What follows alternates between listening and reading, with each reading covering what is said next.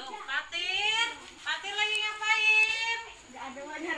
Nah, stop dulu. Jangan lagi ya. Ya, Bu. Patir, nanti setelah jam istirahat temuin Ibu di kantor ya. Apa Ibu panggil ke kantor saat ini?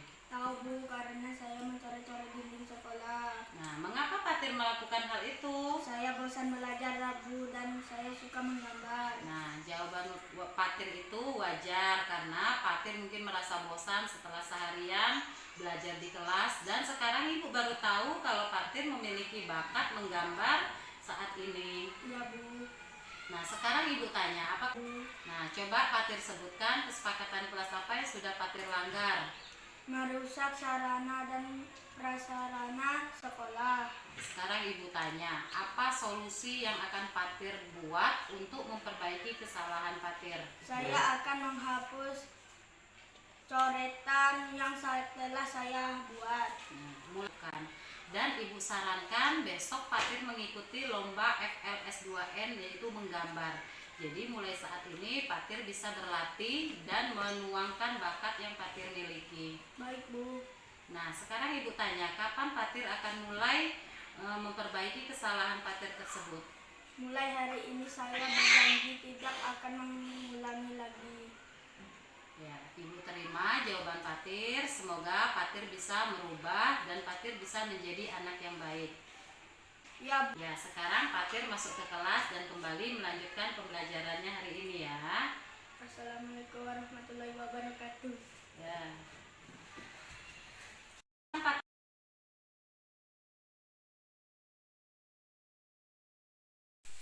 Ya.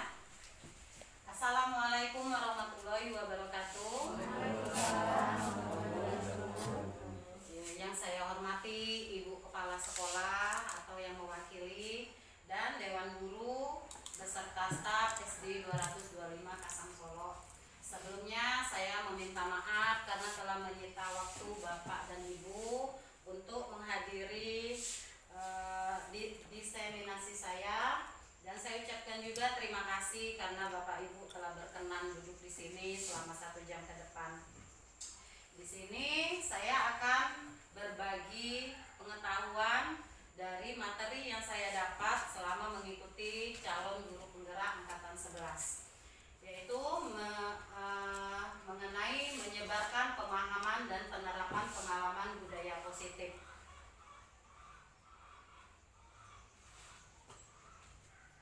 Konsep kunci dalam modul budaya positif yang pertama yaitu perubahan paradigma belajar, yang kedua disiplin positif, ketiga motivasi perilaku manusia, yang keempat kebutuhan dasar manusia, yang kelima posisi kontrol guru, yang keenam keyakinan kelas, dan yang ketujuh segitiga restitusi.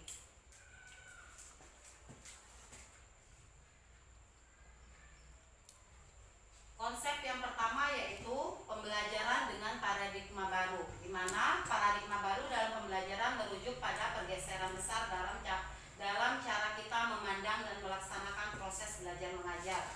Jika dulu pembelajaran lebih berpusat kepada guru, sekarang pembelajaran lebih berpusat kepada anak. Jadi tidak ada lagi yang namanya metode ceramah. Jadi di sini kita berkolaborasi dengan murid untuk melakukan pembelajaran.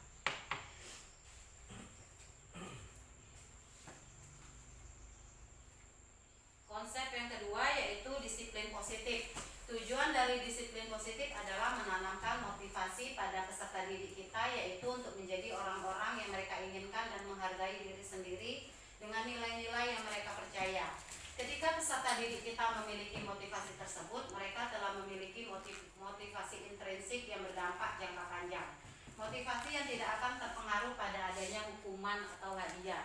Sebelum saya lanjutkan, adakah di sini Bapak Ibu yang pernah mendengar apa itu disiplin positif?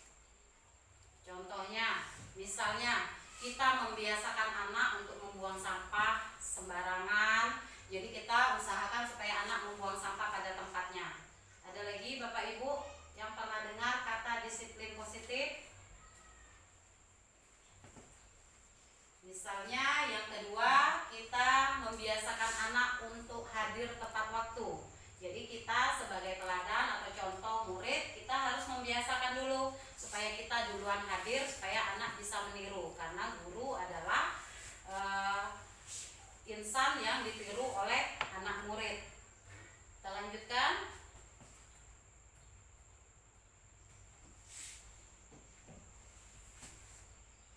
Disiplin positif di sini bertujuan untuk menciptakan pribadi yang mengarah kepada profil pelajar Pancasila. Profil pelajar Pancasila, ada yang masih ingat Bapak Ibu? Apa itu profil pelajar Pancasila?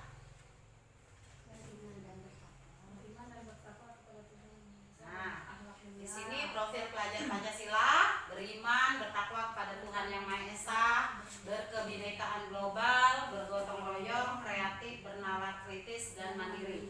Jadi kita berharap anak kita memiliki karakter yang ada pada profil pelajar Pancasila. Selanjutnya yaitu motivasi perilaku manusia. Tujuan atau motivasi yang dimiliki oleh manusia itu yang pertama yaitu menghindari dari ketidaknyamanan atau hukuman. Misalnya, seseorang datang pagi ke sekolah itu bukan karena keinginan sendiri, itu karena mungkin takut dihukum oleh guru-gurunya, takut oleh orang tuanya, jadi dia melakukan itu karena dorongan dari luar, bukan dari dalam diri sendiri. Kemudian yang kedua, mendapat imbalan atau pujian. Jadi datang pagi cuman dia pinter ya, datang duluan, dia rajin ya. Jadi itu motivasi dari luar, bukan dari dalam diri. Kemudian yang ketiga, menjadi orang yang ingin dihargai dan menghargai diri sendiri dengan nilai-nilai yang dipercaya. Ini yang motivasi dari dalam diri. Jadi dia melakukan itu karena dia sadar dan tidak mengharapkan imbalan atau paksaan dari orang lain. Selanjutnya, kebutuhan dasar manusia. Kebutuhan dasar manusia adalah segala sesuatu yang kita lakukan untuk mendapatkan apa yang kita inginkan. Seluruh tindakan yang kita lakukan memiliki tujuan tertentu dan semua usaha terbaik yang kita lakukan adalah dalam rangka agar kebutuhan dasar kita terpenuhi dengan baik.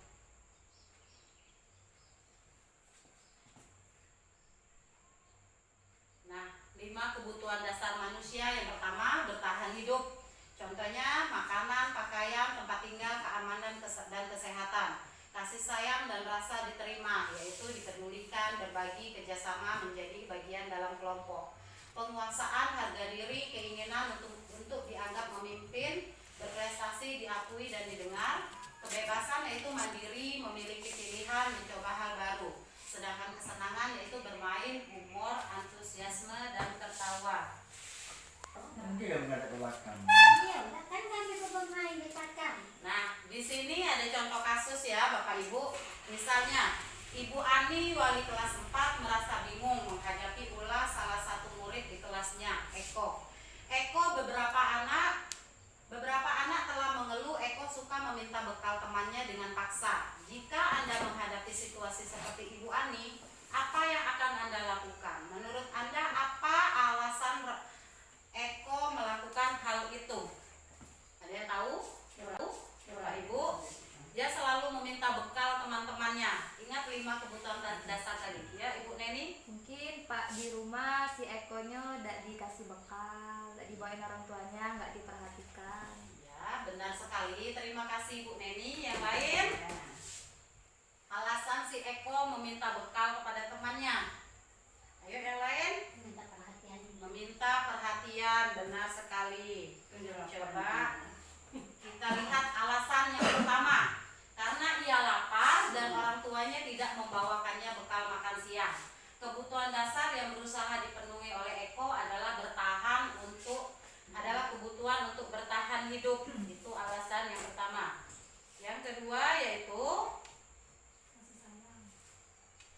karena dia merasa senang teman-temannya jadi memperhatikan dia. Ketika temannya melaporkan tindakan itu kepada gurunya dan gurunya memberitahu orang tuanya, sehingga orang tuanya jadi memperhatikan dia, maka kebutuhan dasar yang sedang dipenuhi Eko adalah kebutuhan akan kasih sayang dan rasa ingin diterima. Biasanya anak yang kurang kasih sayang, terutama anak yang broken home, itu pasti akan mencari perhatian dari orang tuanya. Makanya dia berbuat untuk menarik perhatian. misalnya di kelas 5 dia tidak ada pena ganggu kawannya, dia karena ingin diperhatikan dan ingin diterima oleh teman-temannya. Kemudian yang ketiga,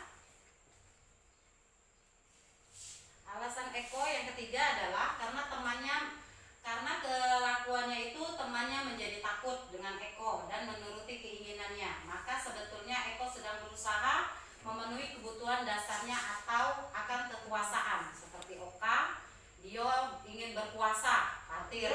Nah, jadi dia melakukan hal itu supaya kawan-kawannya takut. Jadi kebutuhan dasarnya dia ingin memperoleh kekuasaan. Alasan yang keempat yaitu karena Eko merasa bosan dengan bekal makanan yang dibawakan ibunya dari rumah, karena ibunya selalu membawakan bekal yang sama. Oleh karena itu, ia ingin mencoba makanan teman-temannya yang beraneka ragam. Maka Eko sedang berusaha memenuhi kebutuhannya akan kebebasan. Jadi itu ya alasan Eko melakukan hal tersebut. Kemudian materi selanjutnya yaitu posisi kontrol restitusi. Di sini adalah mengenai cara yang dilakukan seorang guru dalam menghadapi kasus yang terjadi di sekolah. Jadi posisi mana kita saat menghadapi kasus itu? Apakah berada di posisi penghukum, pembuat merasa bersalah sebagai teman, pemantau atau monitor, dan manajer? Misalnya posisi penghukum, tanpa kita tahu masalah apa yang dihadapi anak, langsung kita hukum. Anak tidak buat PR, langsung hormat bendera. Itu posisi penghukum. Posisi pembuat merasa bersalah. Jadi anak itu kita buat dia merasa bersalah. Jadi kata-kata gurunya, tolong ya nak, demi ibu jangan lagi buat PR ya nak. Jadi anak jadi merasa bersalah. Sedangkan sebagai teman, kita sebagai teman biasa ini berlaku untuk anak SMP, SMA. Sudahlah kali ini ibu maafkan, besok jangan lagi ya. Itu posisi sebagai teman.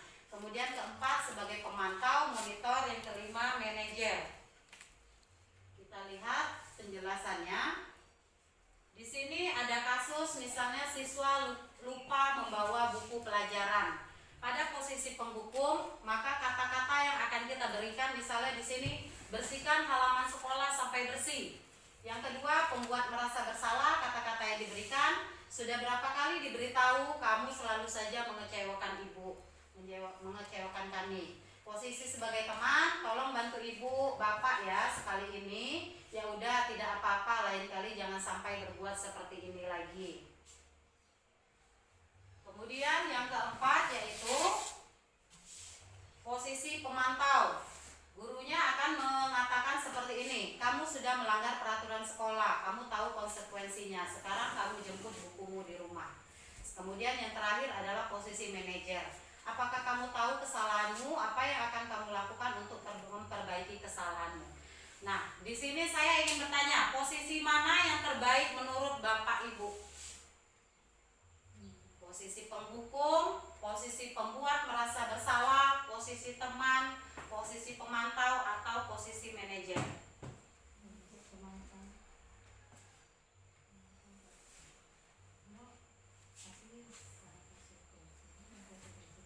Ayo, Bu Mia, coba.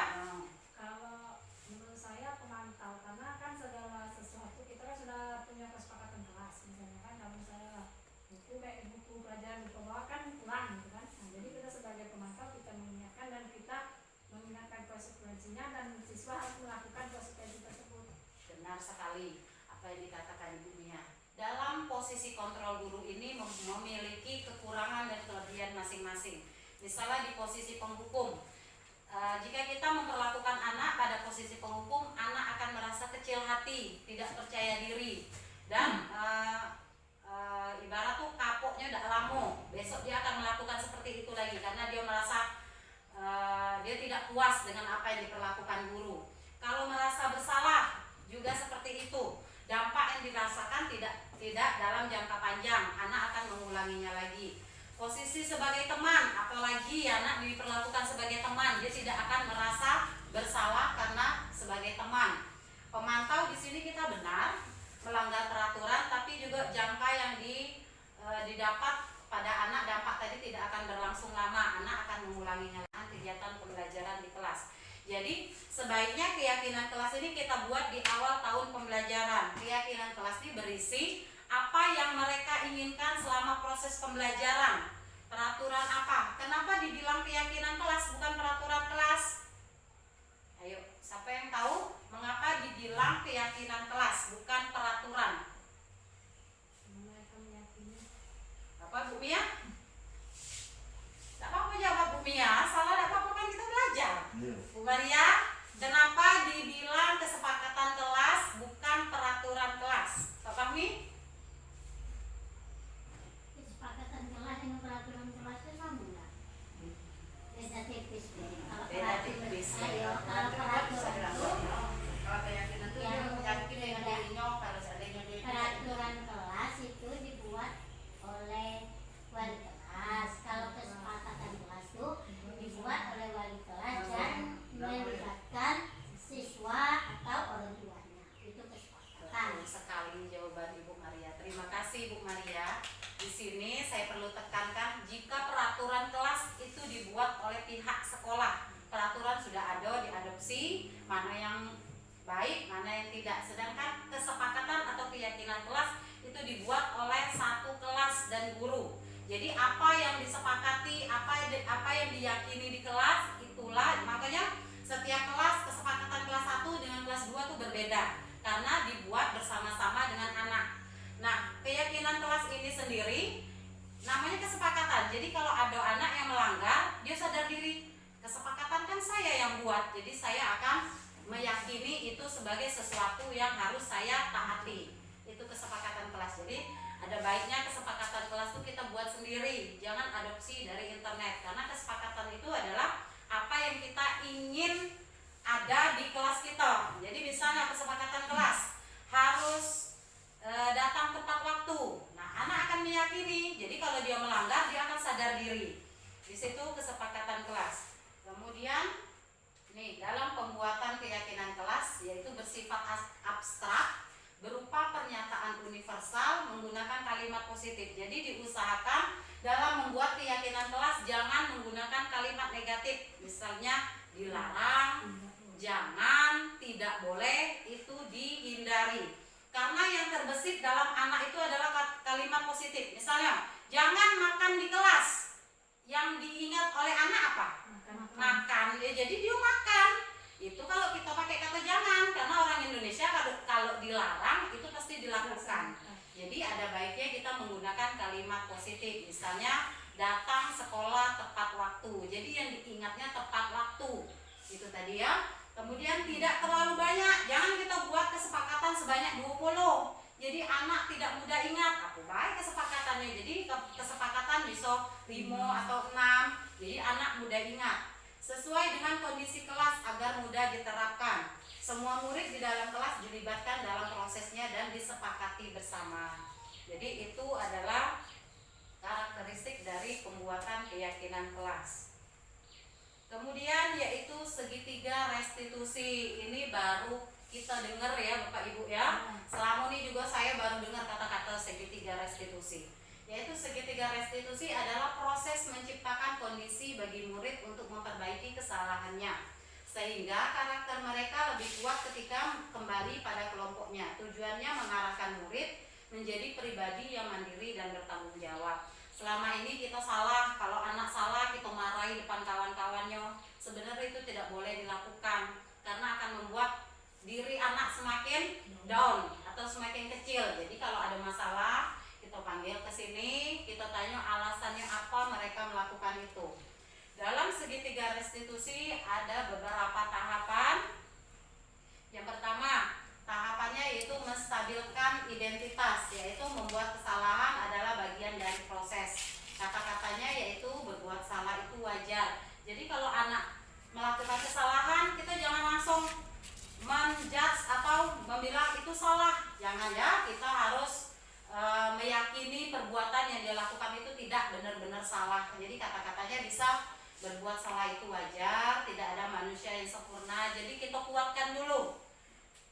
Kemudian yang kedua yaitu validasi tindakan yang salah, yaitu setiap perilaku berusaha memenuhi suatu kebutuhan tertentu. Kata-katanya kamu pasti mempunyai alasan mengapa melakukan hal itu.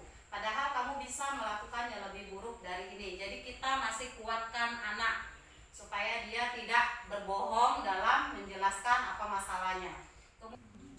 Yang ketiga yaitu menanyakan keyakinan. Inilah hubungannya kita buat keyakinan kelas tadi. Jadi sudah kita buat keyakinan kelas, kita kaitkan. Jadi jika anak ada masalah kita tanya, apakah kamu ingat dengan keyakinan kelas yang kita buat? Jadi kalau dia udah buat PR kita tanya keyakinan kelasnya. Kemudian keyakinan kelas apa yang kamu langgar dan kamu ingin menjadi orang yang seperti apa. Jadi dalam menghadapi masalah ada baiknya kita tidak langsung menghukum. Kita menanyakan alasan yang melatar belakangi siswa melakukan hal tersebut. Ini contohnya ya Bapak Ibu ya. Misalnya Patir sedang mencoret-coret dinding sekolah.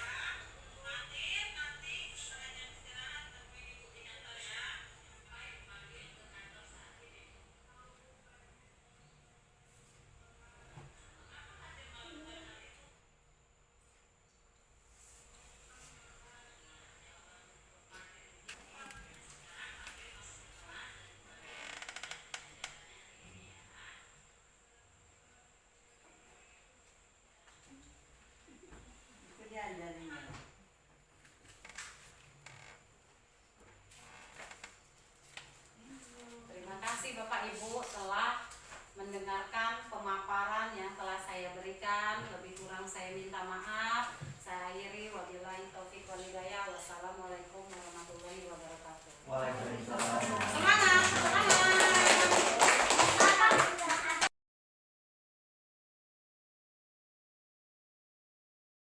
Assalamualaikum warahmatullahi wabarakatuh.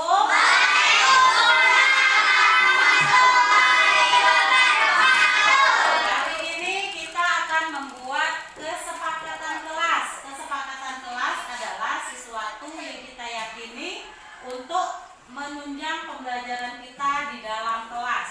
Ya, kesepakatan kelas itu misalnya membawa buku sesuai jadwal, kemudian datang tepat waktu, mengerjakan tugas dan mengumpulkannya tepat waktu.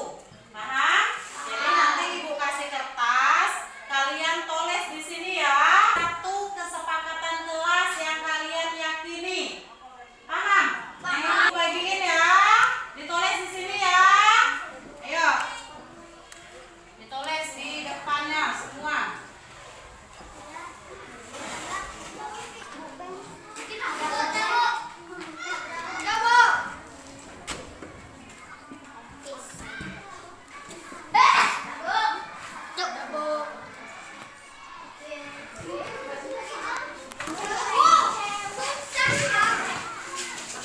Ayo, ditempel sebelah. Ayo.